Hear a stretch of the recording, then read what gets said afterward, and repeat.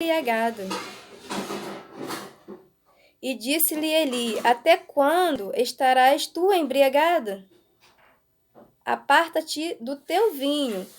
Porém Ana respondeu e disse: Não, senhor meu, eu sou uma mulher atribulada de espírito. Nem vinho, nem bebida forte tenho bebido, porém eu tenho derramado a minha alma perante o Senhor. Não tenhas, pois, a tua serva por filha de Belial, porque da multidão dos cuidados, meus cuidados, do meu desgosto tenho falado até agora.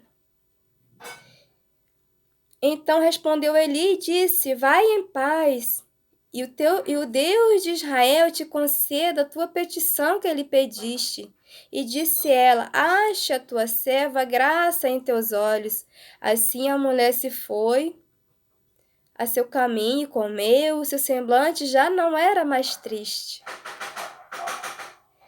E levantaram-se de madrugada e adoraram perante o Senhor, e voltaram e vieram à sua casa a Ramã.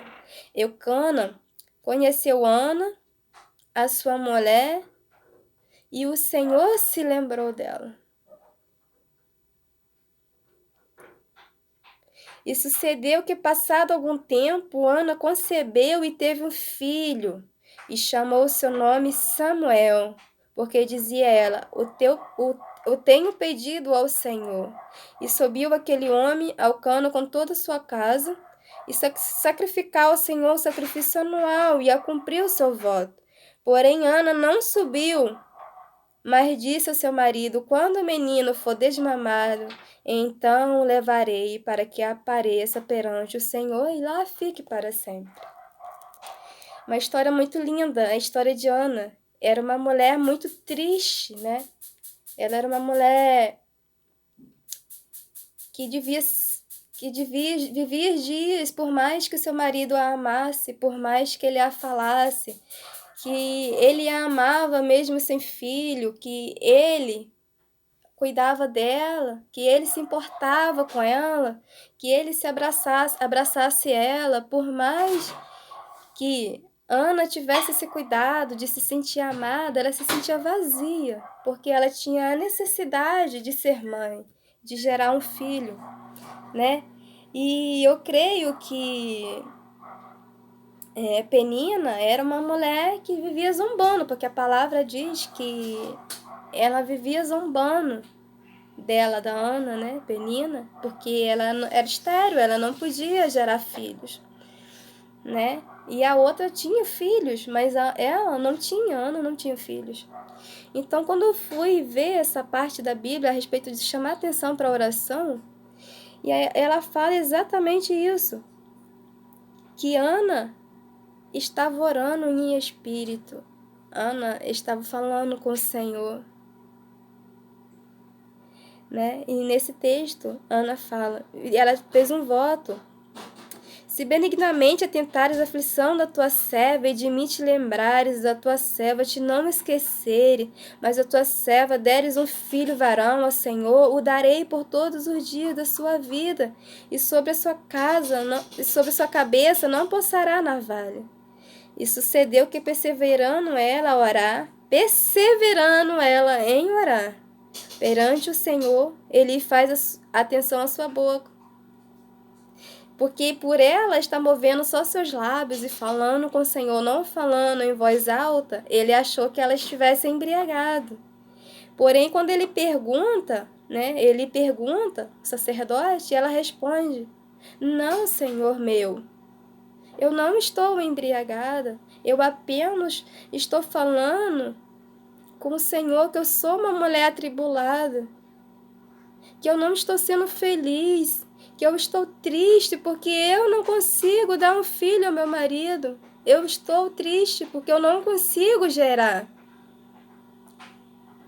Então, o sacerdote Eli fala para ela e disse: Vai em paz, o Deus de Israel te conceda a tua petição que lhe pediste. E ela responde: Acha a tua serva graça em teus olhos. Assim a mulher se foi e seu caminho, e comeu, e seu semblante já não era mais triste. Ela entendeu que Deus poderia fazer esse milagre na vida dela, né? E que somente Deus poderia realizar esse milagre. Ela creu, ela se agarrou com todas as forças que Deus o daria um filho.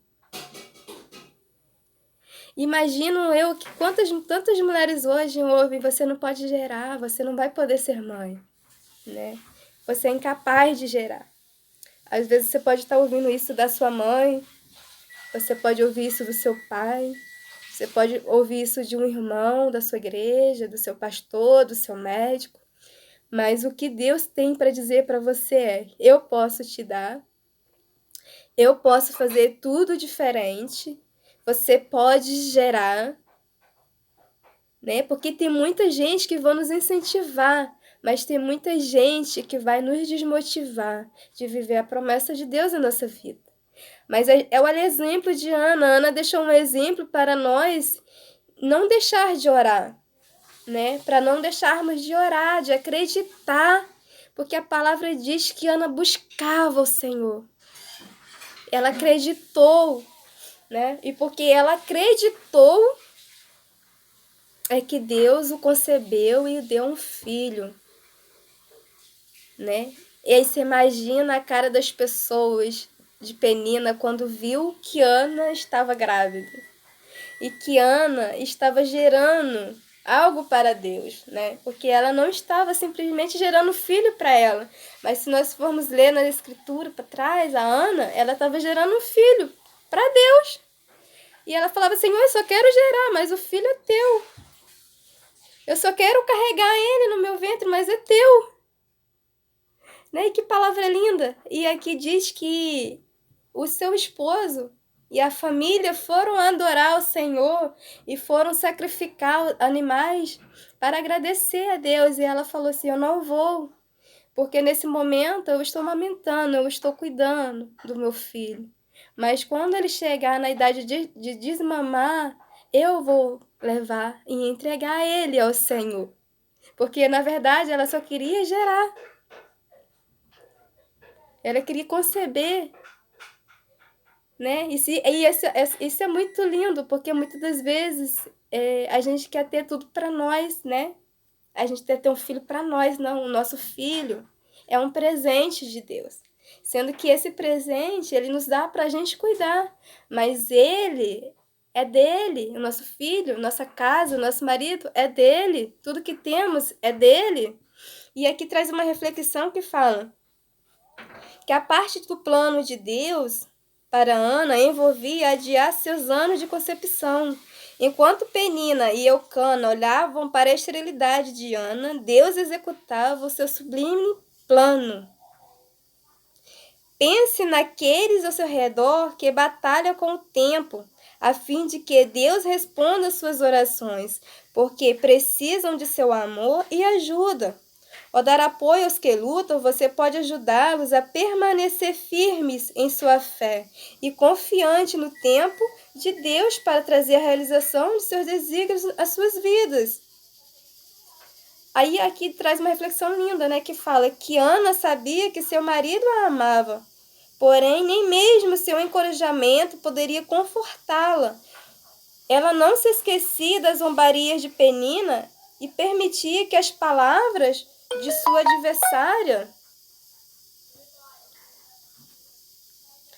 adversária, corroesse a sua autoconfiança. Embora não possamos impedir que outras pessoas nos critiquem injustamente, podemos escolher como reagir às suas palavras nocivas. Ao invés de sofrermos por causa de nossos problemas, devemos aproveitar a comunhão que possuímos com Deus e descansarmos tranquilamente. Ao fazer isto, podemos trocar a autopiedade pela esperança. Então, essa palavra nos traz uma reflexão que muitas pessoas vão entristecer o nosso coração.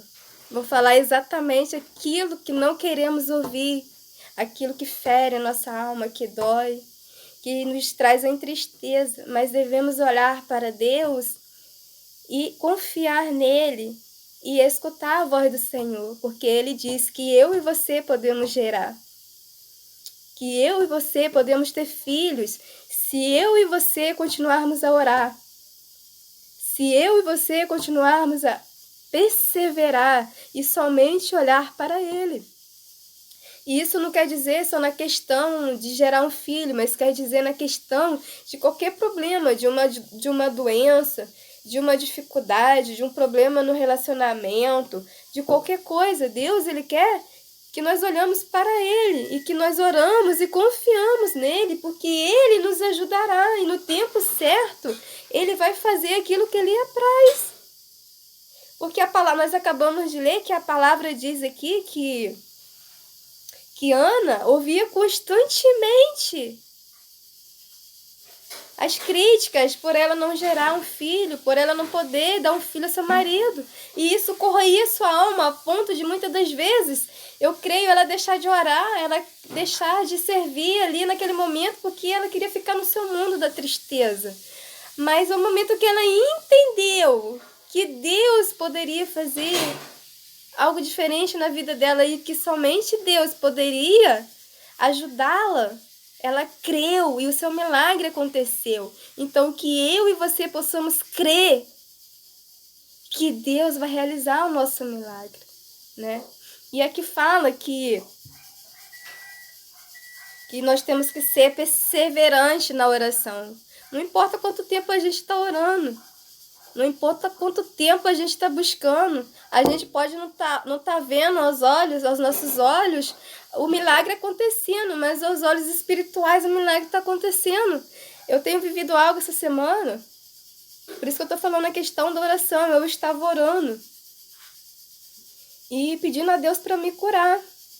E eu acordei de manhã e ungi a minha barriga e falei: Senhor, me cura. Se tiver algo errado em mim, alguma enfermidade, que o Senhor me cure, que o Senhor me mostre o que está acontecendo. E eu tive esse mês agora um sangramento muito forte. Algumas pessoas sabem, outras não. E eu havia, minha menstruação tinha descido regularmente. Então, dia 22 desse mês eu tive um sangramento e veio com fortes dores. E eu falei assim, tem algo errado aí, não tá legal, nunca aconteceu isso comigo. E eu fui pra igreja, fui com dor mesmo, fui adorar a Deus, né? Porque em meio à tribulação a gente tem que estar nos pés do Senhor, em todos os momentos. E eu com dor, e meu esposo, você vai pra igreja sentindo dor? Eu falei, vou adorar a Deus. E chegando no culto, eu fui a um culto de libertação, na qual a minha amiga me convidou, e eu fui. E chegando lá, eu fui falando com o Senhor, Senhor, me cura, mas ao mesmo tempo com medo do diagnóstico, porque como eu nunca havia tido um sangramento, minha menstruação nunca havia descido 2 vezes no mês, sempre foi certinho, eu tive muito medo de estar com alguma doença, algum problema, sério. E eu fui para lá adorar a Deus, e quando a irmã chamou no altar, ela falou assim, você que entrou aqui hoje com fortes dores no útero, você está com medo do diagnóstico, vem aqui que Deus quer te curar. Que seu ventre foi feito para gerar vida e não morte. E as irmãs vieram orar por mim e aquela palavra me fortaleceu. E isso foi na quarta-feira. Na sexta-feira, para sábado, o meu sangramento cessou e a dor continuou. E aí eu fui na emergência e até então o médico fez o teste de gravidez, detectou que não era gravidez. E falou também que não era infecção, que estava tudo bem, que era para procurar meu ginecologista para investigar o que estava causando isso. Porém, eu orando e Deus falou assim comigo, eu estou curando você de algo que nem você sabe que você tinha e que nem os médicos descobriram que você tinha. E eu agradeci a Deus e fiquei orando, meu esposo também orando, a gente pediu oração aos nossos irmãos mais próximos. E o que aconteceu? Eu continuo sentindo dor. E eu fui no meu médico, ele me atendeu e fizemos ultrassom. E ele falou assim, eu vou fazer um exame de sangue. Aí eu fui e falei para ele assim, não, doutor, não faz não exame de sangue e de urina, porque eu já fiz. E o médico falou que não deu nada, não deu infecção, tá tudo bem. E ele falou assim, não, mas... Aí ele falou assim pra mim, mas tudo pode mudar. Tudo pode mudar de uma hora para outra, né? De um dia para o outro, muita coisa pode mudar. Aí eu falei assim, tá bom, doutor. Aí ele falou, você tem condição de pagar um exame? E eu falei, tenho. E ele falou assim, então eu vou passar para você fazer. Então vou te dar testagem de 2 dias, você vai ficar de repouso. Não quero que você vá trabalhar, você fica de repouso. E você vai, ligou pro médico para ele poder me atender, para fazer os exames de emergência. Ele prontamente me atendeu e levei os resultados para ele. Chegando lá, eu não sei se... Por isso que eu falo que a oração é algo muito importante. E eu tinha orado para Deus mostrar o que estava acontecendo, porque o sangramento tinha cessado, mas a dor tinha continuado. E ele olhou e ele falou assim, você tá com uma infecção urinária. E você já tá agravando que a sua urina já tá saindo com sangue. Encontra-se sangue na sua urina. E eu falei assim, mas como assim, doutor? Eu nunca passei por isso, mas eu não senti dor fazer xixi, não senti aquele incômodo, né, que muita gente tem quando vai fazer xixi. E a pessoa sente dor, né, urinar e tal. Eu não senti nada, eu só tive sangramento. Ele falou, pois é, mas isso aqui é uma coisa muito séria, porque se não descoberto, isso causa muitos problemas muito sérios, problema nos rins, muita coisa. E é uma infecção, e você já tá com quadro de infecção. E eu vou passar o remédio para você e você vai ficar de repouso. E eu saí dali, assim, pensativa. E eu falei assim...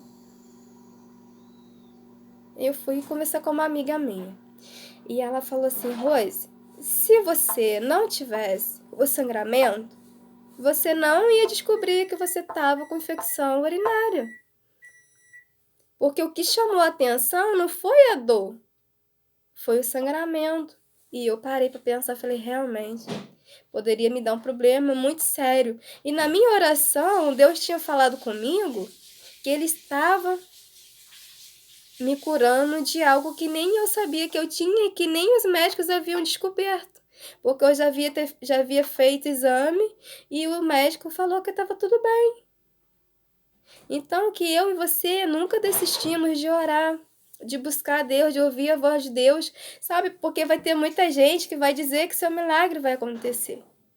Mas vai ter muita gente também que vai dizer que é impossível do seu milagre acontecer. Mas que assim, né, como Ana, que eu e você possamos acreditar que o milagre de Deus vai acontecer na minha e na sua vida, irmãos. Bastamos acreditar que Deus vai realizar o nosso milagre no tempo certo. E que nós devemos ter intimidade com Ele, assim como Ana teve, né, com Deus, e ela acreditou. E aqui no texto 2, e Ana veio, né, em 1 Samuel 2, depois você pode ler na sua casa, que ela disse ao Senhor, não há santo como é o Senhor, porque não há outro fora de ti, e rocha nenhuma há como nosso Deus. Ana estava falando aquilo que era impossível para os médicos, aquilo que era impossível dentro da minha casa, aquilo que era impossível para mim viver. O meu Deus me deu um milagre, Ele é minha rocha. Que assim eu e você possamos dizer que Deus é a nossa rocha. Amém?